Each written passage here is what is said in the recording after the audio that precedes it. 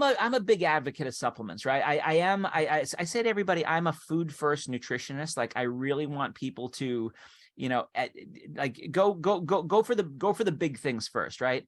Get the processed food out of your diet as much as possible. Get in more fiber, get in more fruits and vegetables, that kind of stuff.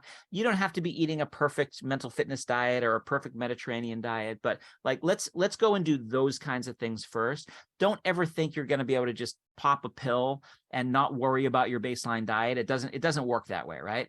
But if you have good science-based research-backed supplements, you can actually use those as the first piece of the puzzle sometimes to, help with your stress levels so that you're not getting stress eating all the time, or help with your appetite control. So you can make those, make those good choices.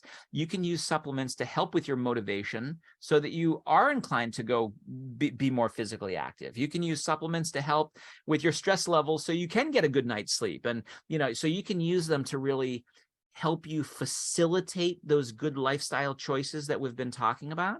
But it's a little bit of the Wild West out there with supplements, right? There's probably more, not probably, there are definitely more garbage supplements on the market that make claims that don't live up to what the supplement actually does. There are supplements that are pixie dusted, right? They might have a good ingredient, but it's not enough of an ingredient to actually, deliver a benefit. So I think it's buyer beware. But I think if customers and consumers want to educate themselves and say to the companies, hey, can you prove to me that this supplement lives up to the claims? Can you tell me why you use this ingredient and not that other ingredient? Can you tell me where your sourcing comes from? And like the companies that do it the right way, they're going to go out of their way to say, here's our research. Here's why we use this ingredient. Here's why we use this much. Here's why we're using this strain of bacteria versus that strain of bacteria. There's enough companies that are doing it right where I think people can find those. And I should be fully open about this. Like I am an executive at a dietary supplement company, right? And so I formulate products based on those principles that I just said.